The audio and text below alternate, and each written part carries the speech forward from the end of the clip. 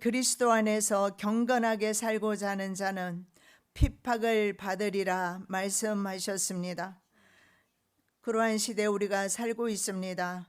오늘도 주님께서 저희들에게 계시하여 주시는 말씀을 듣기를 원하오니 시대를 분별하여 좀 더 지혜롭고 슬기로우며 명철과 지식을 더하여 주시어서 하나님께서 주시고자 하는 많은 것을 깨닫는 시간 되게 도와주시옵시며 액면 보이는 그대로 보고 믿고 속지 아니하도록 은혜 베풀어 주시옵시며 늘 아버지 하나님 주님이 말씀하신 대로 천기를 분변하듯이 시대를 분변하라는 말씀처럼 분변하는 은혜가 있게 도와 주시옵소서. 거룩하신 예수 그리스도 이름으로 기도드립니다. 아멘. 하나님의 말씀은 디모데후서 3장 13절입니다. 디모데후서 3장 13절. 자, 우리가 함께 봉독합니다. 악한 사람들과 속이는 자들은 더욱 악하여져서 속이기도 하고 속기도 하나니. 오늘 말씀에 악한 사람들과 속이는 사람들은 더 악해져서 시대 말에는 그럴 겁니다. 속이기도 하고 속기도 한다라고 말씀하는데 우리는 시대를 분별하고 속지 않는 은혜가 있으시기 바랍니다. 자, 오늘은 사회주의 좌익 예수회의 목표에 대해서 한번 살펴보도록 하겠습니다. 일부러 그렇게 제가 사회주의 좌익이라고 붙여봤습니다. 예수회는 가톨릭의 신부 조직입니다. 가톨릭을 비판하는 거 절대 아닙니다.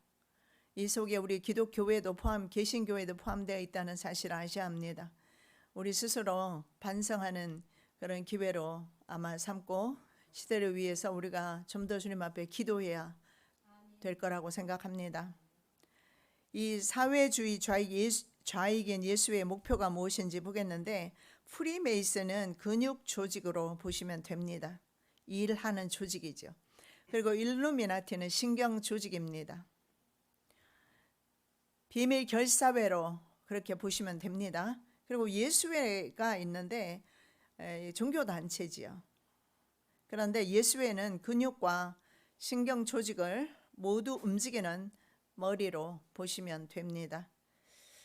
자, 예수회, 일루미나티, 프리메이슨이 다른 이름을 가졌지만 사실은 같은 사상과 목표를 공유하고 있습니다.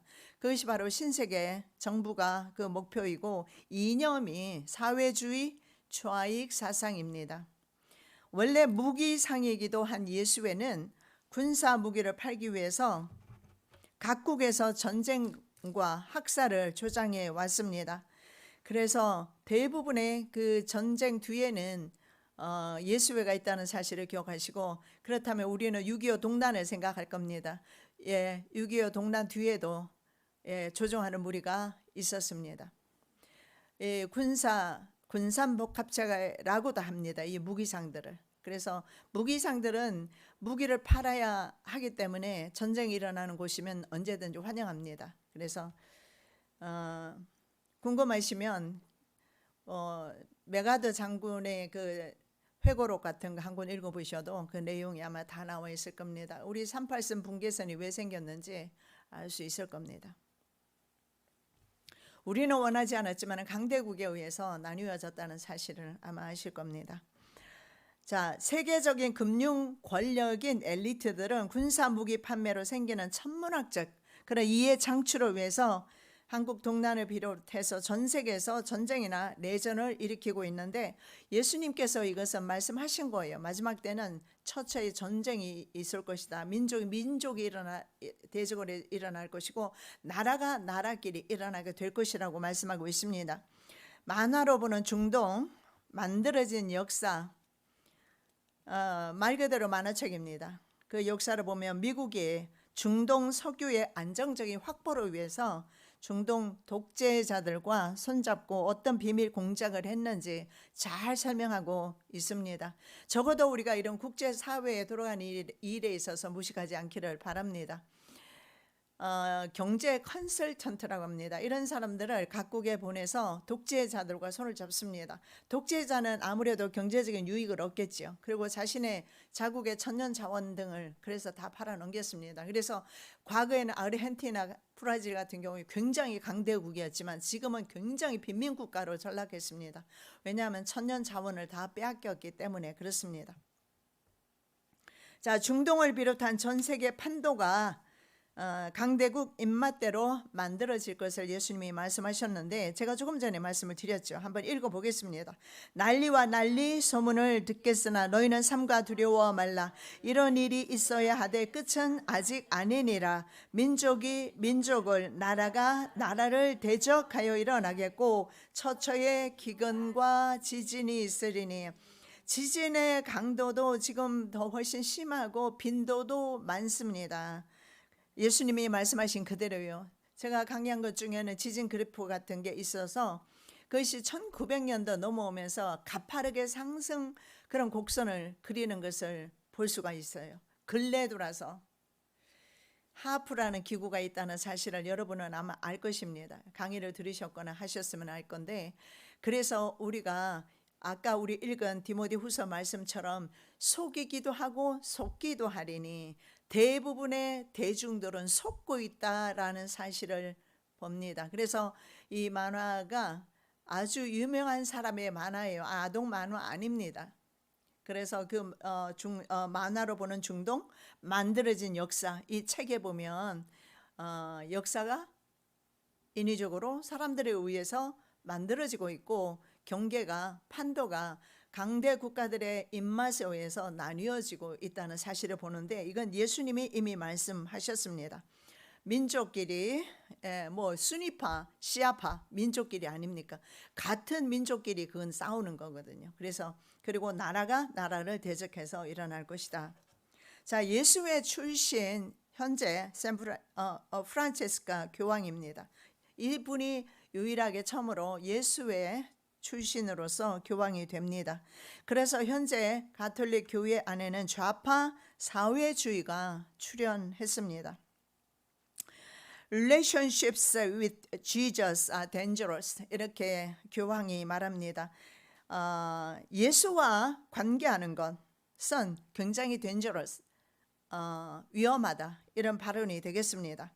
무신론자에게 보내는 교황의 편지를 한번 보겠습니다. 진리는 결코 절대적이지 않고 우리 모두가 품고 있는 사랑이다. 진리는 분명히 성경에서 예수 그리스도 한 분이라고 말씀합니다. 그런데 진리는 절대적이지 않다. 절대자 예수님이 아니라고 말하는 거예요. 진리는 관계이다. 사랑 관계이다. 그리고 사랑이다. 이렇게 표현합니다. 하나님을 믿지 않는 사람은 자신의 양심을 따르면 된다. 나는 다른 사람을 개종시킬 마음이 없다. 듣기 싫으면 교회나 절로 가라. 그래서 개종시킬 마음이 없고 그리고 다른 종교도 수용한다라는 의미가 됩니다. 즉 진리는 성경에서 하나라고 말하지만 지금 교회는 어떻게 하고 있습니까? 진리는 하나가 아니라고 말합니다. 다른 종교에도 구원이 있고 다른 곳에도 길이 있다라고 가르칩니다. 이것이 바로 종교다원주의입니다. 이런 시대에 저와 여러분이 살고 있고 정신 차리셔야 합니다.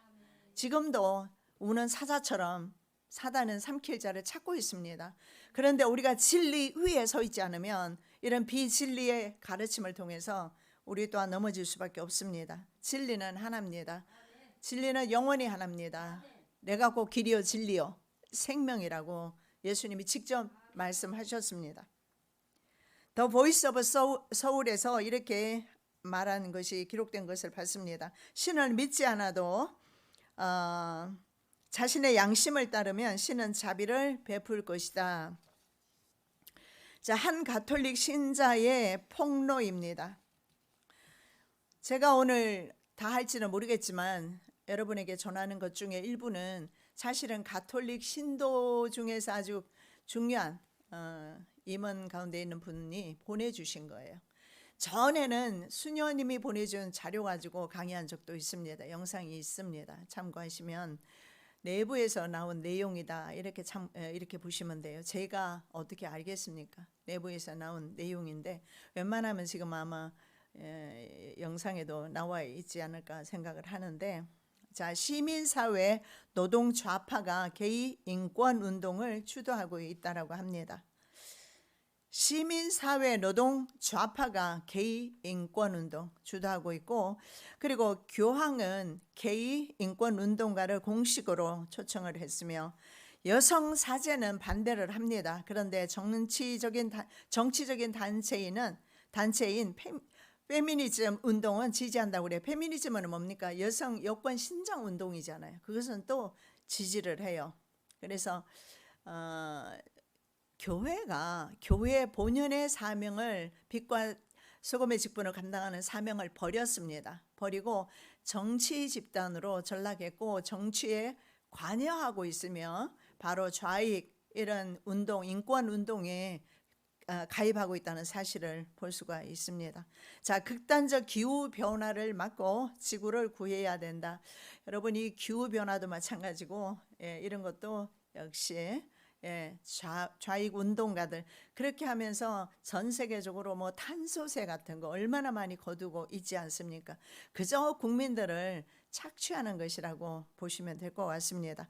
그리고 여러분, 그린피스라고 반전 운동 일환으로 뭘 했습니까? 탈원전, 사드 배치를 반대하는 그런 운동을 이 좌익들이 하고 있다는 겁니다. 문제는 이런 운동을 하는 한국 지부 대표가 중국 사람이라고 그래요. 그래서 뒤에는 중국이 있다라는 사실을 알 수가 있습니다. 자, 프란체스코 청와대 연설 내용 중에 평화는 정의의 결과이며 대화로 가능하다. 자, 예수회는 표면적으로 이렇게 평화를 가장하고 있습니다. 평화와 대화, 정의 이런 것들을 표면적으로 굉장히 강조하지만 이 예수의 역사를 살펴보면 인류 역사상 가장 강력했고 최고의 암살 단체임을 알 수가 있습니다. 어쩌면 예수회는 현재 바티칸 시국은 이태리 안에 바티칸 시국 자체가 바티칸 시티라고 하잖아요. 바티칸 시티 자체가 이태리 안에 속하지 않은 독립적인 국가로서 정치적인 지위를 가지고 있습니다. 실제로 바티칸 시리 자체가 굉장히 조그만 한 동네같이 보여요. 어쩌면 여의도 면적보다 작지 않을까 싶기도 한데 저는 뭐 계산을 안 해봐서 굉장히 작았어요. 제가 보기에는. 그런데 이태리 국가 안에 들어있지 않아요. 독립적인 국가 지위를 가지고 있어요. 그렇다면 이건 종교단체라기보다는 이건 정치 집단이다 하는 사실을 알 수가 있습니다. 자, 이것을 요한 사도는 계시록 17장 1절에 물 위에 앉은 음녀라고 표현합니다. 음녀는 무엇입니까? 배도한 교회를 음녀라고 성경에서 말합니다. 그래서 배도한 물 위에 많은 민족을 무리로 표현합니다. 많은 무리를 물로 표현합니다. 많은 무리, 많은 민족. 그래서 많은 무리. 그래서 작은 바티칸 시국이요, 전 세계 모든 민족의 신자들을 관리하고 있습니다. 많은 물 위에 앉아 있는 그런 음녀에 대해서 말씀하고 있고, 17장 계시록 17장 5절에 보면 큰 바벨론 땅의 음녀들과 가증한 것들의 어미라고 그렇게 말하고 있습니다. 그래서 가톨릭을 음녀라고 볼 수 있고 가톨릭을 바벨론으로 요한 사도는 표현하고 있으며, 다음에 이어서 계속적으로 그럴 만한 증거들을 가지고 제가 설명을 좀 드리도록 하겠습니다. 바로 성경에서 말하는 바벨론은 세상 제국을 의미하기도 하지만은 요한계시록에서 말하는 바벨론은 요한을 생각했을 때 로마라고 생각했을 수도 있지만, 그러나 실제적으로는 이것이 교회라는 사실을 알 수가 있어요. 우리도 또한 교회 아닙니까? 우리는 개신교회라고 하고 로마 가톨릭은 천주교회라고 우리 한국에서는 그렇게 부릅니다. 자, 현재 로마 교회를 주도하는 무리는 예수의 창시자 이그나티우스 로욜라의 후예들이다. 그들이 누구냐? 예수의 신부들이다. 바로 프란체스카 교황이 예수의 신부로서 초대 교황이 됐습니다. 여러분 그 교황이 2명이 존재했던 사실을 기억을 하세요? 처음에 세워졌었는데 또 세워지게 됩니다. 예수의 교황으로 대체하느라고 아마 그랬을 겁니다. 자, 교황의 교활한 대리자 역할 내지는 한 통속이 지금은 되어 있다 이렇게 보시면 되죠. 교황청과 예수회는 물론 신부의 조직이지만 힘이 너무 세졌기 때문에 블랙팝이라고 합니다. 그래서 따로 제너럴이 따로 있었습니다. 그러나 지금은 예수회 수장이 교황청 수장이기도 하기 때문에 같다 이렇게 보시면 됩니다. 자, 예수회는 교황의 비밀 군대로서 가장 믿을만하며 유능하고 두려움을 모르고 끈질기다 라는 사실을 우리는 아셔야 합니다.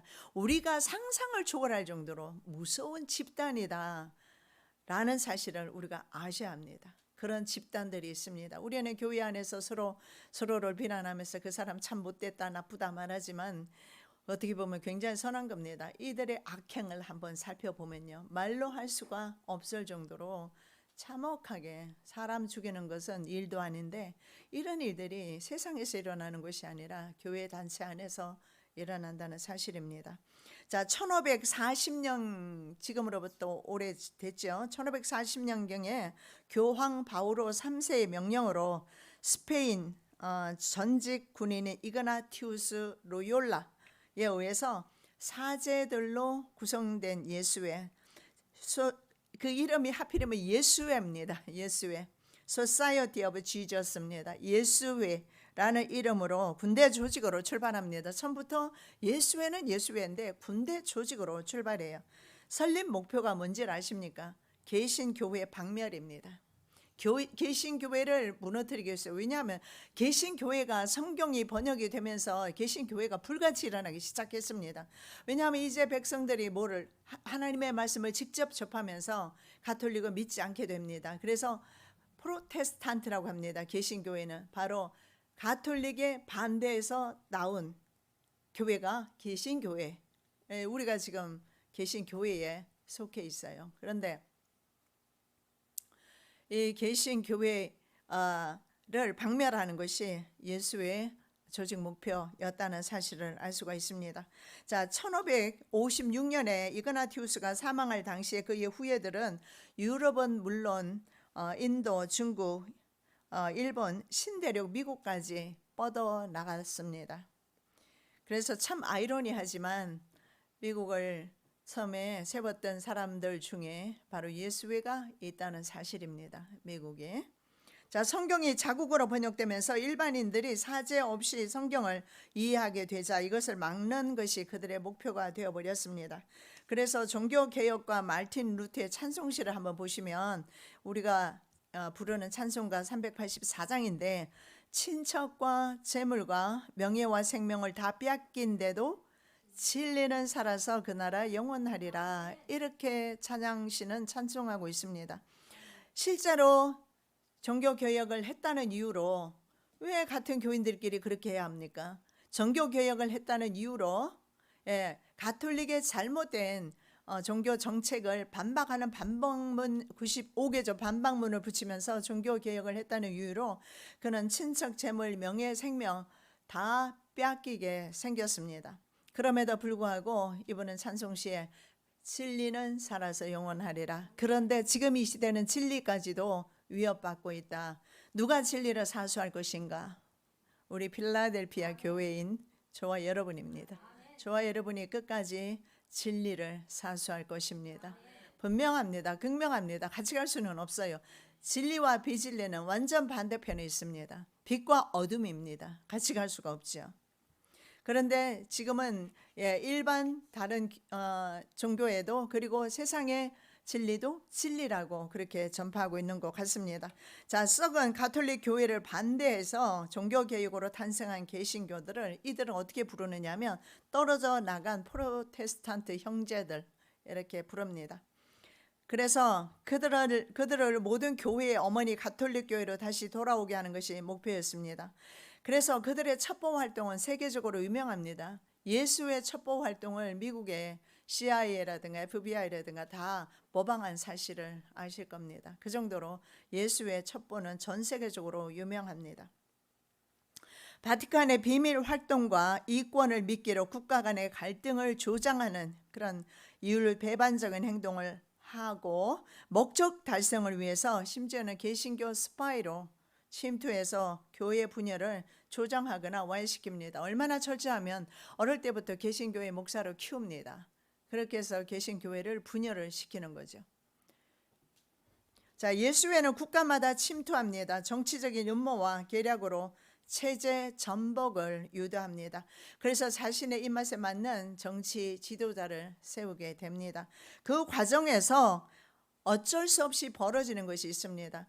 그 만화로 보는 중동 역사에도 보면 미국이 어떻게 중동의 애국자들을 정리하는지 그 내용이 나와 있어요. 그래서 자국의 이권에 반하는 사람들은 모든 국가들이 강대한 나라에서 이렇게 암살을 하거나 이런 방법을 많이 합니다. 그래서 때로는 비행기가 떨어지는 경우가 있는데 그중에 몇 명의 사람들을 암살하기 위해서 비행기를 떨어뜨리기도 하고, 그리고 뭐 약으로 아니면 총으로 필요적절하게, 아니면 중상모략합니다. 사람 하나 매장시키는 것은 쉽습니다. 여자 문제라든가 이런 것으로 해서 한 사람을 완전히 매장시키고 하는 것은 쉽지요. 그래서 체제 전복을 했고 과정에서 고위 정부 인사 살인과 암살도 주도하는 일을 했습니다. 자, 그래서 역사 가운데 살펴보면요, 왕들과 평민들 모두가 두려워했던 사람이 바로 예수회라는 거예요. 이 예수회. 그래서 가장 미움받는 지식인 계층이 바로 예수회 신부들이었습니다. 자, 그래서 예수회는 1550년부터 1931년 400여 년 사이인데요. 83개 도시와 국가에서 추방을 당합니다. 그런데 추방당한 국가가 아이러니하게도 가톨릭 국가였어요. 가톨릭 국가에서 결국은 개신교회를 방면하기 위해서 예수회를 키웠는데 예수회가 너무나 강대한 한 집단이, 그런 신비 비밀 단체 집단이 되어버렸기 때문에 가톨릭 교회 내에서도 제거하려는 운동을 했던 것 같습니다. 그런데 제거당하지 않았지요. 자, 변호사 에드워드 코트라는 사람이 이렇게 말합니다.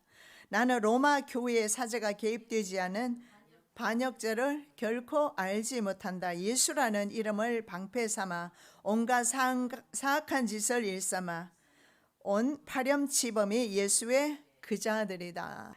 나는 로마 교회 사제가 개입되지 않은 반역죄 본 적 없다라는 겁니다. 자, 사람들을 로마 가톨릭 교회의 영향권 아래 두기 위한 여러 가지 방법 중에 무서운 것이 있습니다. 바로 교육과 사회 프로그램입니다. 제가 어떻게 이걸 다 설명을 하겠습니까? 다음부터는 제가 어떤 책 한 권을 요약해서 여러분에게 알려드릴 거예요. 이것은 이미 제가 옛날부터 다 전했던 내용이고, 내 것 가지고 내가 여러분에게 전하면 무슨 의미가 있겠습니까? 그죠? 자기 말 자기가 한다고 생각하겠지.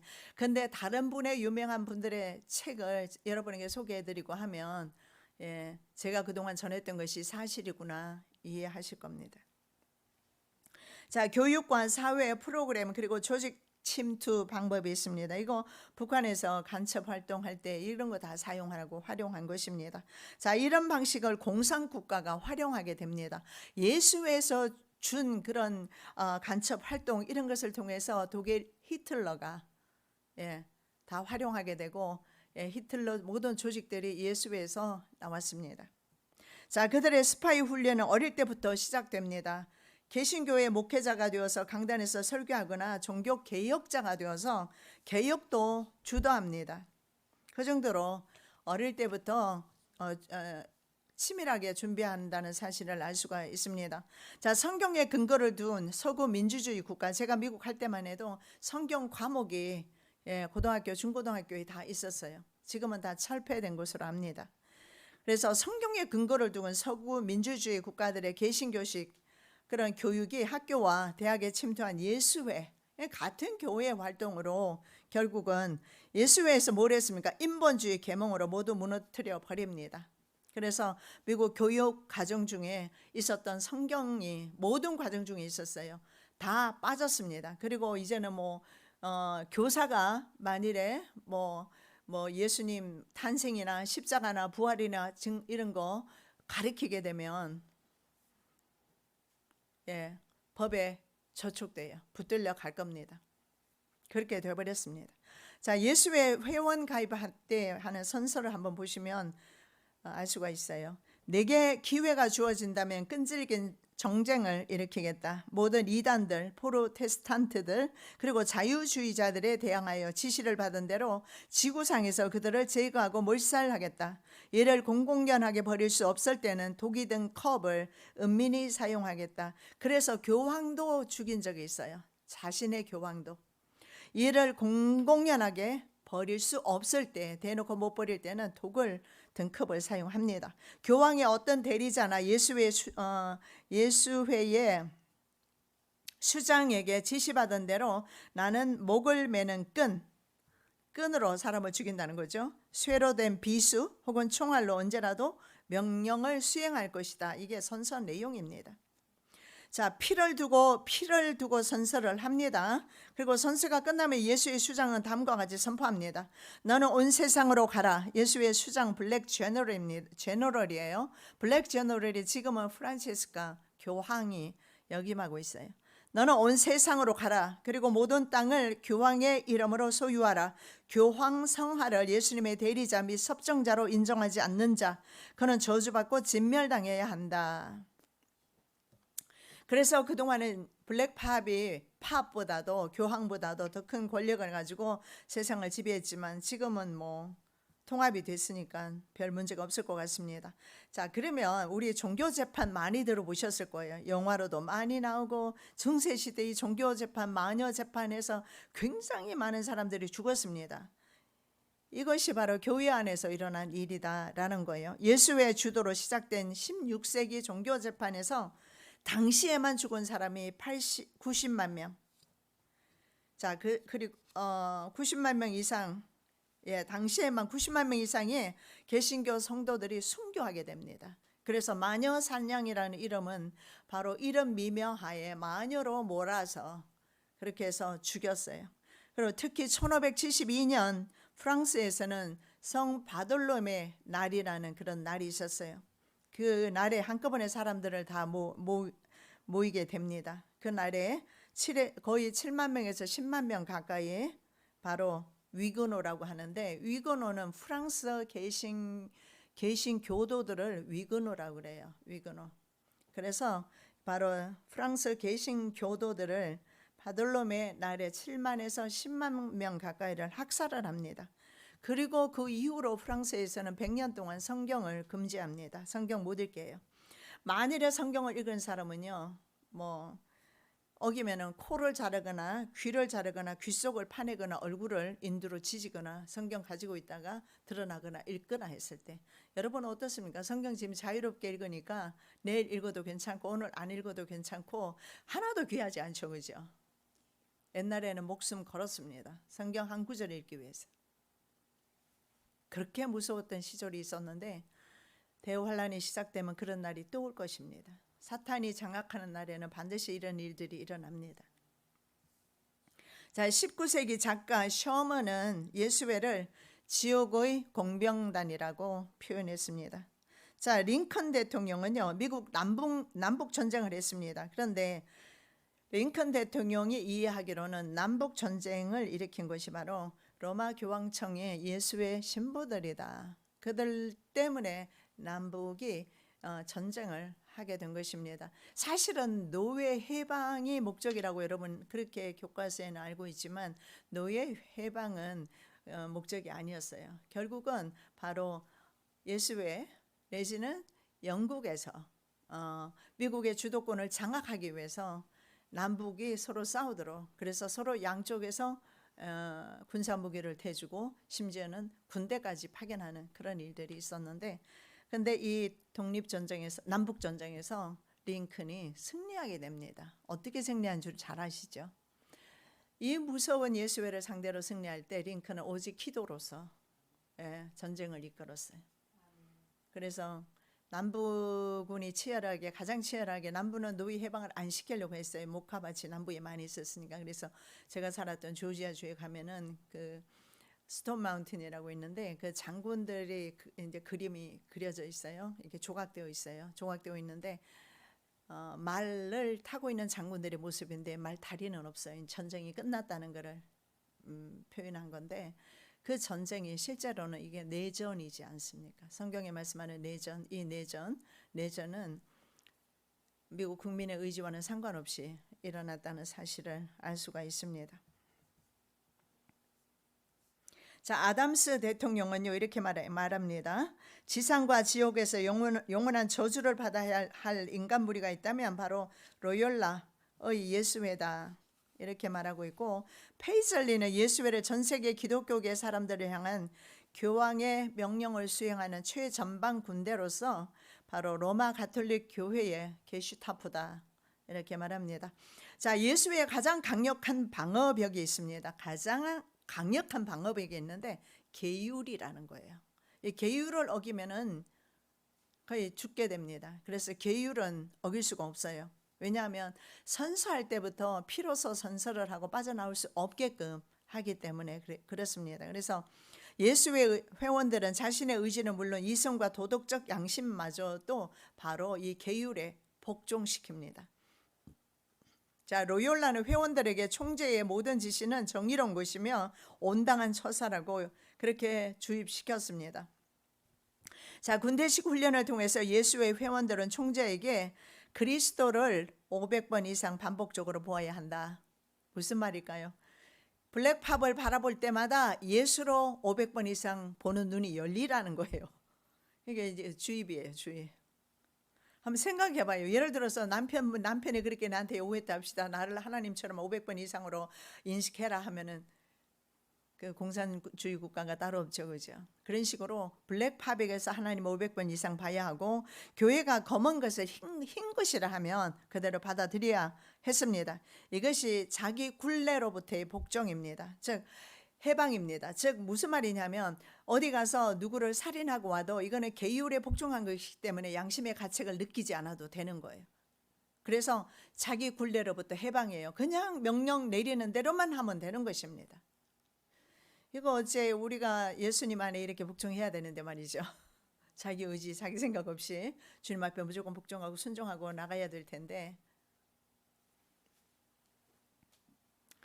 위로부터 완전한 통제를 받고 절대적인 복종을 함으로써 자신으로부터 해방되는 것입니다. 자, 히틀러 제3구 건설의 원동력이 바로 사회주의 정부, 히틀러 정부와 가톨릭의 연합, 독일 제국과 교회 결탁으로 가능했어요. 히틀러가 탄생한 것이 교회 덕분이다, 이 말입니다. 지난번에 우리 한 분 집사님 말씀하셨잖아요. 히틀러가 교인이었다고, 가톨릭 교인이었어요. 자, 교황청이 작성한 공동 성명문을 한 스페인 신문이 발간을 했습니다. 보겠습니다. 천주교회의 아들 히틀러는 기독교 신앙을 옹호하다가 죽었다. 많은 사람들은 그의 삶을 칭송하면서 그의 죽음을 말로 표현할 수 없다는 것은 잘 이해가 된다. 그의 유해 속에서도 승리에 찬 그의 모습이 보인다. 순교자의 손으로 하나님이 히틀러에게 승리의 월계관을 준다. 이것이 바로 가톨릭 신문이 낸 내용입니다. 자, 유럽의 전체주의 부상은 바로 교회 책임입니다. 이 히틀러 내지는 무솔리니라든가 이런 전체주의 부상이 바로, 마르크스도 바로 유태인이었어요. 다 교회에서 이런 사람들이 나왔다는 사실을. 그래서 언제나 교회와 정치는 분리가 되지 않았습니다. 분리된 사회에 살고 있는 것 같으나 분리되지 않았음을 알 수가 있어요. 민주주의 국가의 근간이, 여러분 그거 아십니까? 성경에서 온 거. 민주주의 국가의 헌법 자체가 성경에서 온 겁니다.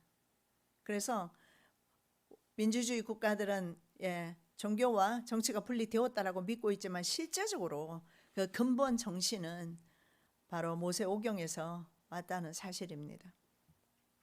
그래서 민주주의를 추구하는 모든 나라는 성경의 근간을 두고 있다라고 믿거나 말거나 사실입니다. 예, 우리나라도 예외가 아니죠. 자, 예수의 비호 아래 히틀러와 그의 나치당이 등장합니다. 그리고 여러분 아시는 대로 그 무시무시한 SS 친위대 있잖아요. 예수의 원리에 따라서 동일하게 작은 그런 이런 또 작은 예수회처럼 그렇게 설립되었습니다. 그리고 히틀러의 나치 심벌 있지 않습니까?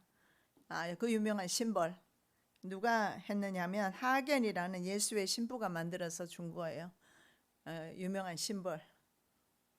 제2차 세계대전 중에 예수회는 히틀러의 제3국 신설은 나치즘을 천주교식 기독교와 연합하는 것이다 선포했습니다. 즉 히틀러가 제3국을 건설하면서 히틀러가 세계를 지배하기를 원했던 겁니다.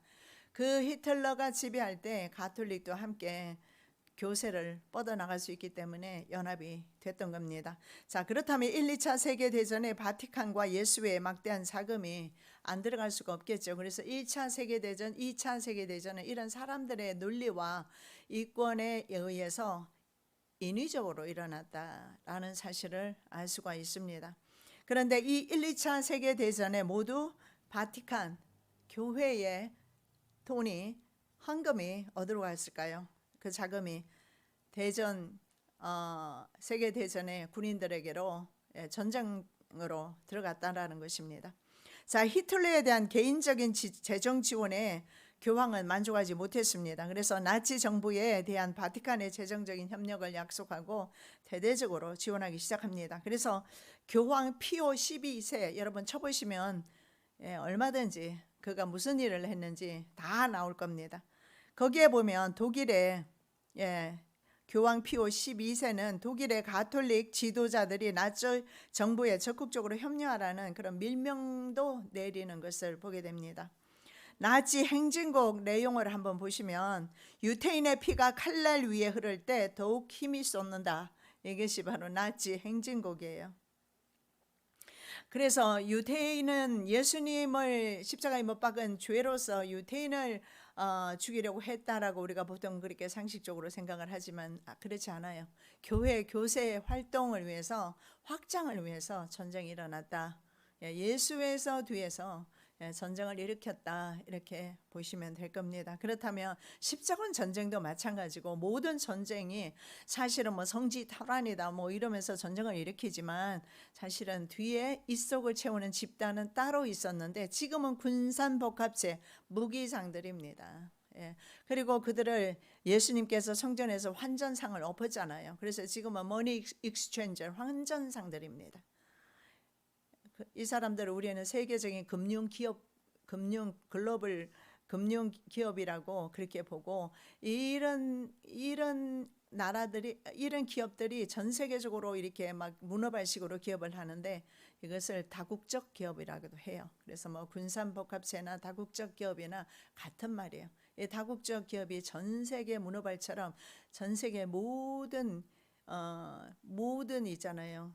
심지어는 골목 상권까지 다 장악하고 하고 있는데 제가 맨 처음에 한국에 왔을 때 가장 놀랐던 것이 그거 있잖아요. 미국에 있는 세계적인 브랜드 그런 것들이 시골까지 다 들어가 있더라고. 깜짝 놀랐어요. 뭐 버거킹이라든가 뭐 예를 들어서 뭐 그리고 뭐 도너츠 가게고 뭐예요. 그리고 아이스크림 다 마찬가지예요. 그게 다 다국적 기업이에요. 특히 그중에 몬산토라는 악덕 기업이 있잖아요.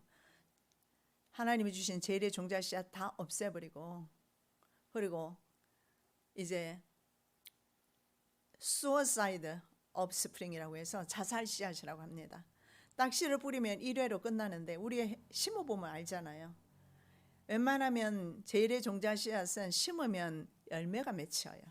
그런데 이런 것들은요 열매도 잘 안 맺히고 썩어버립니다. 왜냐하면 그 자체 약품을 벌써 뿌렸기 때문에 이것이 종자가 땅속에 들어가도 씨앗을 잘 맺지 못하고 땅속에서 썩어버리는 거예요. 그래서 suicide offspring이라고 suicide는 자살 씨앗이라고 그래요. 자살 씨앗.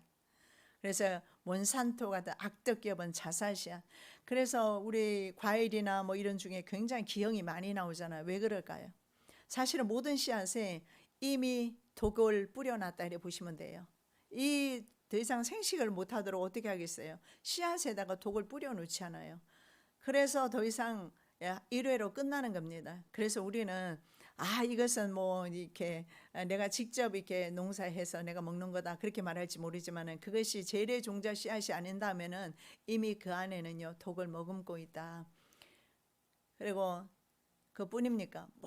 모든 제가 보니까요 농기구도 시골 다니면서 보니까는요 그 독일 제품들 농기구들이 되게 많더라고요. 볼보라든가 이런 회사들 전부 다국적 기업이에요. 이런 기업을 또 어디에서 어떻게 돈을 남겨요? 돈을 약한 약소 국가에는 돈의 가치를 낮게 책정하고 강대 국가 달러는 미국 같은 달러는 높게 책정해요. 그래서 돈의 그 차익이 있잖아요. 그래서 환전할 때마다 돈의 차익 다 챙기지요. 그리고 수수료라는 게 있잖아요. 이쪽에서도 수수료 되고 그쪽에서도 수수료 되고 그래서 수수료를 통해서 또 돈을 벌고 왜 예수님께서 성전 안에서 머니 익스체인저 이게 돈 바꾸는 사람들 이걸 왜 상을 엎어버렸겠습니까? 이것은 상징성이 정말 큽니다. 저는 이 말씀을 보면서 굉장히 주님께서 미리 다 알고 계셨구나. 전율이 돋았어요. 예수님께서 마지막 때 오셔서 그들의 상을 엎겠다는 말씀이에요. 그들이 구상하고 있고 그들이 지금까지 하고 있는 그런 악한 일들 말입니다. 그리고 악한 그런 수익들 가난한 사람을 착취해서 그들을 착취 내진 착취만 합니까? 그들을 심지어는 죽이기도 하고 암살하기도 하고. 그래서 여러분 전 세계에 옛날에 정말 잘 살았던 나라들 한 번만 그려보시면 특히 남아메리카는 못 살잖아요. 근데 남아메리카 중에도 잘 사는 나라들이 꽤 있었지만 지금은 다 못 사는 나라예요. 북아메리카, 미국과 캐나다 외에는 못 살아요. 멕시코 진짜 못 살죠. 진짜 못 살. 멕시코로 가보면 캔쿤이라는 곳이 있어요. 거기를 가면은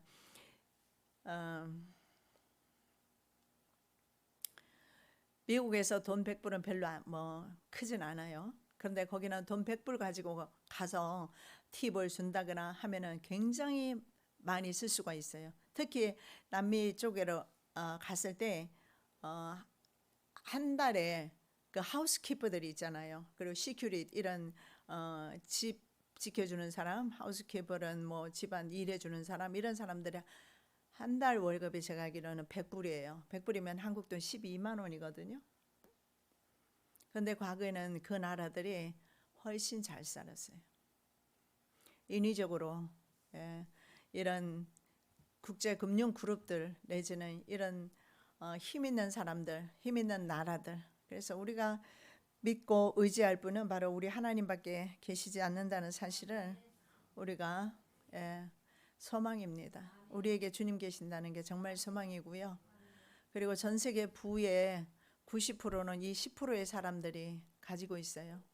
전 세계 부의 90%를 이 10%의 엘리트들이 가지고 있단 말이죠. 그리고 우리는요. 나머지 부의 10%를 가지고 70억의 인구나 되는 사람이 먹고 살려고 하니까 전 세계에서 그렇게 굶주림이 심한 거예요. 우리 한국은 하나님에 대한 믿음이 있어서 신앙이 있는 나라고 기독교 국가가 되어서 이렇게 복을 받고 사는 겁니다. 놀라운 은혜지요.